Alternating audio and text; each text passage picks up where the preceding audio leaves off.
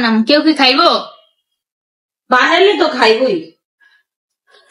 মায় কইছে মূলা কিনতে যাইতে, আমার লগে কি কেউ যাইবো? আমার 20 টাকা না দিলাম দাম। আচ্ছা ঠিক হে, আমি নুডলস রানবো, কেউ কি খাইবো? বানাইলে তো খাওয়াই যায়। এখন কান্দাছে, কেউ কি আমার লগে একটু বাইরে যাইবো? কইলে তো যাওয়াই যায়। আচ্ছা লেগে নাকি? আমি এখন কারোর লাগে মিলতে চাই, কেউ কি মিলবো? যাই যায়।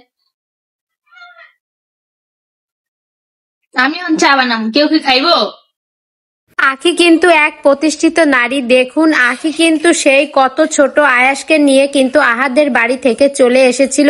আখি কিন্তু কম কষ্টে ওই বাড়ি থেকে চলে আসেনি। আখি কিন্তু অনেক না খেয়েও থেকেছে, তো অনেক কষ্ট সহ্য করেই কিন্তু আখি ওই বাড়ি থেকে চলে এসে এবার কিন্তু দেখুন নিজে বড় বাসা নিয়েছে। এছাড়া জিনিসপত্রের কিন্তু কমতি নেই আখির সংসারে।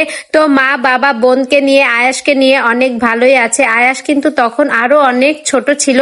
এখন তো আয়াস হাঁটা শিখেছে, মা মা বলে ডাকতে শিখেছে, কিন্তু যখন আহাদের বাড়ি থেকে চলে আসে তখন কিন্তু আয়াস আরো অনেক ছোটই ছিল। আখি দেখুন তার বোনের সাথে কি খুনসুটি না করছে, কিরকম করে কথা বলছে।